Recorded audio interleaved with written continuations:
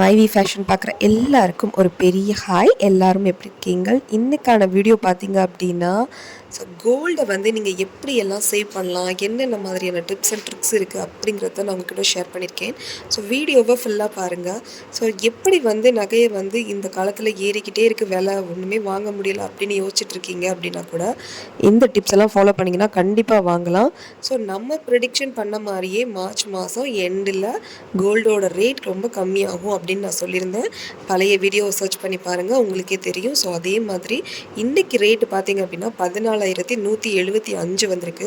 So 15,740 சம்திங்லாம் இருந்த rate வந்து இன்றைக்கி 14,175 வந்திருக்கு அப்படின்னா, ஸோ நமக்கு வந்து நான் சொன்ன மாதிரி அந்த கடைக்காரர் சொன்னது கண்டிப்பாக உண்மை தான் போல இருக்குது. நான் ஒரு நகை கடைக்காரர் சொன்னதை கேட்டு தான் நான் உங்களுக்கு வந்து அந்த அசம்ஷன் அவர் சொல்கிறாரு அப்படிங்கிறது இப்படி ஒரு ப்ரிடிக்ட் பண்ணியிருக்காங்க அப்படிங்கிறத நான் உங்களுக்கு ஷேர் பண்ணியிருந்தேன்.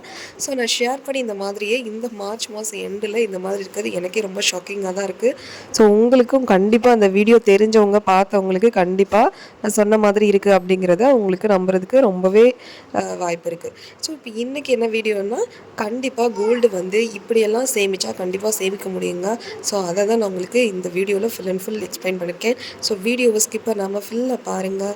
ஃபுல்லாக பார்த்துட்டு உங்களுக்கு கண்டிப்பாக இதில் ஒரு டிப்ஸாவது யூஸ்ஃபுல்லாக இருக்குது அப்படின்னா நீங்கள் சப்போர்ட் பண்ணி லைக் பண்ணுங்கள். ஸோ நான் வந்து பார்த்திங்க அப்படின்னா இந்த மாதிரியான மெத்தட்ஸ் யூஸ் பண்ணி தான் நான் கோல்டை வந்து நான் டபுள் ஆக்குறேன்.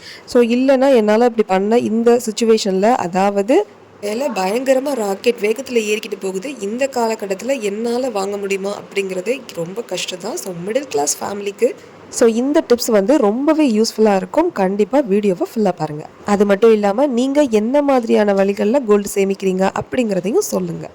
ஸோ மொதல் விஷயம் பார்த்திங்க அப்படின்னா, கோல்டு வாங்கணும், அதை முதல்ல ஒரு கோலாக ஃபிக்ஸ் பண்ணணும். ஸோ கொஞ்சமாவது கோல்டு வாங்கணும் அப்படிங்கிறது தான் ரொம்ப முக்கியம். ஸோ நான் 10 பவுன் வாங்கணும், 20 பவுன் வாங்கணும், எல்லாத்துக்குமே பேஸ் வந்து முதல்ல 1 கிராம், அட்லீஸ்ட் 1 கிராமாவது நம்ம வந்து இந்த மந்த்து இல்லை ஒரு 2 மாதம் இல்லை 6 மாதம் நம்மளுடைய வருமானத்தை வர்ற இன்கம்மை பேஸ் பண்ணி தான் நம்மளால் எதுவுமே பண்ண முடியும். ஸோ அப்போ ஒரு கிராமோ இல்லது ஒரு கிராம 1 மாதத்துலையோ இல்லை 6 மாதத்துலையோ இல்லை 1 வருஷத்துலையோ நம்மளோட இன்கம்மை பேஸ் பண்ணி எப்படி வாங்க முடியும் அப்படிங்கிறத முதல்ல ஒரு நோட் பண்ணுங்கள். ஸோ ஒரு நோட் எடுத்து நீங்கள் என்ன பண்ணுறீங்க அப்படின்னா, இந்த மந்த்துக்கு என்னால் இவ்வளவு வாங்க முடியும். ஸோ என்னென்னமோன வழிகள்லாம் நிறைய இருக்குது. ஸோ உங்களுக்கு நான் அதெல்லாம் எல்லாத்தையும் 1 by 1 சொல்கிறேன்.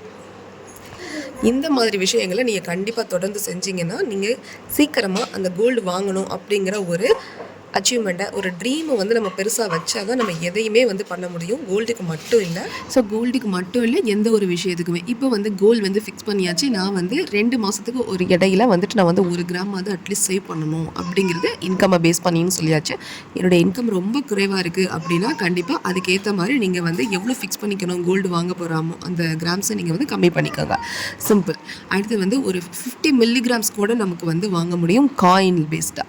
அந்த மாதிரி கூட நீங்கள் காயின் பேஸ்டாக கொஞ்சம் கொஞ்சமாக சேவ் பண்ணிவிட்டு அதுக்கப்புறமா நீங்கள் வந்து ஒரு ஜுவல்லாக எடுக்கணும். என்னால் ஒரு ஜுவல் வந்து வாங்கவே முடியாது, பெரிய நகைகள்லாம் என்னால் வாங்குறதே ஒரு சாத்தியமே இல்லை அப்படின்னு நீங்கள் நினச்சிங்கன்னா கொஞ்சம் கொஞ்சமாக காயின் சேவ் பண்ணிவிட்டு அதை கொடுத்துட்டு நீங்கள் ஒரு பெரிய நகை வாங்குறதுக்கு ட்ரை பண்ணுங்கள். ஸோ அது 1 இயரோ 2 இயரோ எடுக்கும். ஸோ நம்ம எல்லாத்துக்குமே வெயிட் பண்ணால் தான் நமக்கு எதுவுமே வந்து கிடைக்கும். ஸோ நீங்கள் காசை முழுக்க நான் சேர்த்து வச்சுட்டு அதுக்கப்புறமா நான் போய் கோல்டு வாங்குவேன் அப்படிங்கிற மாதிரி கோலை வந்து தயவு செஞ்சு ஃபிக்ஸ் பண்ணாதீங்க. அப்படி ஃபிக்ஸ் பண்ணிங்கன்னா கோல்டு இன்றைக்கி இறங்குது, ஆனால் நாளைக்கு கண்டிப்பாக ஏறிடும். ஸோ அப்போ டே பை டே நமக்கு ஏறும். இயர் ஒன்ஸ் நம்ம வாங்க போகிற சுச்சுவேஷனில் இருக்கோம் அப்படின்னா கண்டிப்பாக அது வந்து ஏறுமுகத்தில் தான் இருக்கும். ஸோ நம்ம சேர்த்து வச்ச காசுக்கு நம்மளால் நினச்ச அளவுக்கு அந்த டைமில் கிராம்ஸை வாங்க முடியாது. அதுக்கு என்ன பண்ணணும் அப்படின்னா, டிஜி கோல்டு இந்த மாதிரியான ஆப்ஸ் நிறைய இருக்குது. நிறைய நம்பிக்கையான கடையில் எங்கே பர்சன்டேஜ்லாம் அதிகமாக கொடுக்குறாங்க அப்படிங்கிறத பாருங்கள். நிறைய யூடியூப் வீடியோஸ் இருக்குது. ஸோ அதெல்லாம் சர்ச் பண்ணி பாருங்கள். இந்த வீடியோவை நீங்கள் மையமாக எடுத்துகிட்டு நீங்கள் பண்ணணும் அப்படிங்கிற மாதிரி நான் சொல்லலை. ஸோ நிறைய பேர் நிறைய வந்து இந்த வீடியோ கொடுத்துருக்காங்க. அதுக்கு கீழே இருக்க கமெண்ட்ஸ் முதல்ல பாருங்கள். உங்களுக்கு வந்து அவங்க கொடுத்துருக்க கமெண்ட்ஸ்லாம் எவ்வளோ ஒரு சாட்டிஸ்ஃபேக்ஷனாக இருக்குது அப்படிங்கிறதெல்லாம் செக் பண்ணி பார்த்துட்டு நீங்கள் அதுக்கப்புறமா நீங்கள் அந்த ஷாப்பில் நீங்கள் வந்து டிஜிகோல்டில் வந்து சேவ் பண்ணுங்கள். ஃபஸ்ட்டு வந்து டிஜிகோல்டில் சேவ் பண்ணுங்கள். நான் கோல்டே வாங்க முடியல, காயினே வாங்க முடியலன்னு நினைக்கிறவங்க டிஜிகோல்டில் சேவ் பண்ணுங்கள். உங்களுடைய சேவிங்ஸை கொஞ்சம் கொஞ்சமாக தொடருங்க. ஸோ இந்த மாதிரிலாம் நம்ம செய்யும் போது கண்டிப்பாக நம்மளால் ஒரு சின்ன அமௌண்ட் ஆஃப் சின்ன கிராம், அது கொஞ்சம் கிராமாவது நம்மளால் வாங்கி சேவ் பண்ண முடியும். ஸோ இந்த மாதிரி கொஞ்சம் கொஞ்சமாக கிராமாக வாங்கி சேவ் பண்ணி அதுக்கப்புறமா பெரிய நகை எடுக்கலாம். இல்லை அப்படின்னா நான் நகையாகவே வாங்குறேன் அப்படின்னா ஒரு ரிங்காக வாங்குங்க. ஸோ எந்த மாதிரி வேணாலும் நீங்கள் இதில் கவனிக்க வேண்டியது முக்கியமாக நீங்கள் எவ்வளோ தூரம் வந்து நஷ்டம் ஆகாமல் வாங்கணும் அப்படிங்கிறது ரொம்ப முக்கியமாக நீங்கள் கவனிக்கணும். ஸோ நீங்கள் ரிங்காக வாங்குறீங்க, இந்த மாதிரிலாம் வாங்குறீங்கன்னா நீங்கள் எப்போ கோல்டை வந்து பொருளாக ஒரு ஆர்னமெண்ட்டாக நீங்கள் வாங்க போகிறீங்க அப்படிங்கும்போது உங்களுக்கு சேதாரங்கிற பேரில் நிறைய வந்து லாஸ் ஆகிறதுக்கு, உங்களுடைய மணி வந்து லாஸ் ஆகிறதுக்கு நிறைய வாய்ப்பு இருக்குது. ஸோ அதையும் கவனத்தில் வச்சுக்கோங்க.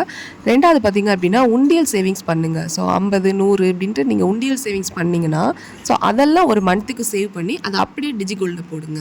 ஸோ இந்த மாதிரி செய்யலாம். இல்லை என்னால் வந்து ஒரு 1000 ரூபாய் பக்கம் வந்து என்னால் வந்து மாதம் சேமிக்க முடியும் அப்படின்னா எங்கே 1000 ரூபாய்க்கு சீட்டுக்கு கிராமாக கன்வெர்ட் பண்ணுறாங்களோ அங்கே சீட்டை போடுங்க. 1000 ரூபாய் அப்படியே 1000 ரூபாயாக வந்து வரவு வச்சுக்க போகிற இடத்துல கண்டிப்பாக போடாதீங்க. ஸோ அது வந்து எந்த லாபமுமே இருக்காது. உங்களுடைய மணி மட்டும் தான் நீங்கள் முன்னாடி கொடுத்த மாதிரி இருக்கும். ஸோ அதனால் அதில் வந்து ஒரு பெனிஃபிட், ஏதாவது ஒரு பெனிஃபிட் இருக்கும். ஆனால் வந்து அது வந்து ரொம்ப அதிக அளவில் பெனிஃபிட் இருக்காதுன்னு சொல்கிறேன். இப்போ நீங்கள் 1000 ரூபாய் வந்து சீட்டு போடுறீங்க அப்படின்னா கண்டிப்பாக உங்களுக்கு அந்த 1000 ரூபாய் என்ன ஆகும்னா பணமாகவே சேவ் ஆகுது அப்படின்னா உங்களுக்கு சேதாரம் இல்லாமல் நீங்கள் ஒரு 11,000 தான் சேவ் பண்ண முடியும். ஸோ 11,000க்கு ஒரு 800 மில்லி சம்திங்குள்ளே தான் நீங்கள் வந்து எடுத்துகிட்டு வர முடியும். அதாவது கோல்டு ரேட் வந்து உங்களுக்கு ஒரு 14,000 பக்கம் இருக்கும்போது நான் சொல்கிறேன். ஸோ நீங்கள் ஒரு வருஷத்துக்கு சேவ் பண்ணுறதுக்குள்ளேயுமே கோல்டு ரேட் வந்து இன்க்ரீஸ் ஆகிடுச்சு அப்படின்னா நீங்கள் இன்னும் கம்மியான அமௌண்ட்டை தான் கிராம்ஸ் எடுக்க முடியும். அதையும் நம்ம வந்து நினப்பில் வச்சுக்கணும். ஏன்னா நீங்கள் வந்து கிராமாக கன்வெர்ட் ஆகுது அப்படின்னா அங்கே சேமிச்சிங்க அப்படின்னா உங்களுக்கு நீங்கள் கொடுக்குற 1000 ரூபாய்க்கு அந்தந்த மாதத்துக்கு கோல்டு ரேட் என்ன இருக்கோ அதுக்கேற்ற மாதிரி உங்களுக்கு கிராமாகவே கன்வெர்ட் ஆயிரும். ஸோ அந்த மாதிரி வரவு வைக்கிற இடமா பார்த்து நீங்கள் கோல்டு ஷீட் செய்யுங்க. ஸோ இதெல்லாம் மிடில் கிளாஸ்க்கு ஒரு சேலஞ்சாக தான் இருக்கும். அப்படி இருந்தால் தான் இனிமே வரும் காலத்துல நம்ம கண்டிப்பாக வந்து கோல்டை வந்து சேவ் பண்ண முடியும். கண்டிப்பாக இந்த டிப்ஸ்லாம் கண்டிப்பாக யூஸ்ஃபுல்லாக இருக்கும். ஃபுல்லாக பாருங்கள். ஸோ அடுத்தது முக்கியமானது நான் என்ன சொல்லுவேன் அப்படின்னா இந்த பர்த்டே இந்த மாதிரி அக்கேஷன்ஸ் வருதுன்னா கண்டிப்பாக வந்து நீங்கள் எப்படி சேலஞ்ச் வச்சுக்கிறீங்கன்னா ஒரு காயின் வந்து 50 கிராம்ஸ்லேருந்தே நமக்கு கிடைக்கிது. ஸோ ஒரு காயினை வந்து நம்ம ப்ரெசென்ட் பண்ணுற மாதிரியான சேலஞ்சஸ் வச்சுக்கலாம். ஸோ அந்த மாதிரி கூட பொன் குழந்தைங்க இருக்குது அப்படின்னா அவங்கெல்லாம் கோல்டு சேவிக்கிறதுக்கு இந்த மாதிரியான விஷயங்களை கண்டிப்பாக பயன்படுத்தலாம். ஸோ அட்சய திருதியைக்கு பார்த்தீங்க அப்படின்னா நீங்கள் கண்டிப்பாக ஏதாவது ஒரு மில்லிகிராம்ஸில் கோல்டு காயினோ இல்லை ஒரு எண்ணமோ கோல்டு ரிலேட்டடாக நீங்கள் வாங்கலாம். அந்த கோல்டு வந்து அக்ஷய திருதியைக்கு வாங்கணும் அப்படிங்கிறதெல்லாம் கடைக்காரங்களாக பண்ணி விட்டது செஞ்சு விட்டது அது மாதிரி ஒரு தாட் இருக்குது. அது எதுவாக வேணால் இருந்துட்டு போகுது. ஸோ கோல்டு நம்ம வீட்டுக்கு வருது, நம்ம சேவ் பண்ண போகிறோம் அப்படிங்கிறது ஒரு நல்ல விஷயம் தானே. ஸோ அது கடைக்காரவங்க பண்ணி வச்ச வேலையாகவே இருந்தாலுமே ஸோ நம்ம கோல்டு சேவிக்கிறதுக்கு அது ஒரு ரீசன். ஸோ உங்களுக்கு அப்படி விருப்பம் இல்லை அப்படின்னு சொன்னால் கண்டிப்பாக நீங்கள் வந்து ஸோ மஞ்சள் இல்லை கல் உப்பு இது ரெண்டுமே வந்து மகாலட்சுமிக்கு உள்ளதுன்னு சொல்லுவாங்க. ஸோ அதை நீங்கள் வந்து கண்டிப்பாக வந்து வாங்கி வைக்கலாம்.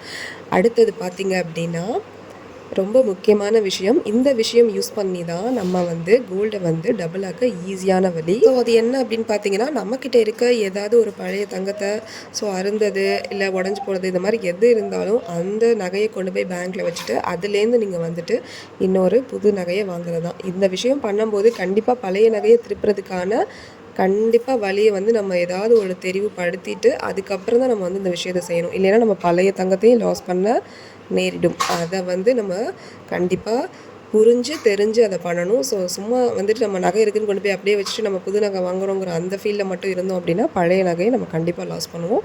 ஸோ பழைய நகையை மீட்கிறதுக்கு ஸோ ஒரு வழியை வந்து நம்ம ஏற்கனவே தெரிஞ்சு வச்சுக்கிட்டு இல்லை இஎம்ஐயாக கூட நம்மளால் போட்டு மந்த்லி கட்ட முடியும், ஏதாவது ஒரு வழி வந்து பழைய நகையை மீட்கிறதுக்கு நம்மக்கிட்ட இருக்குது அப்படிங்கிற பட்சத்தில் இந்த விஷயம் கண்டிப்பாக கை கொடுக்கும்.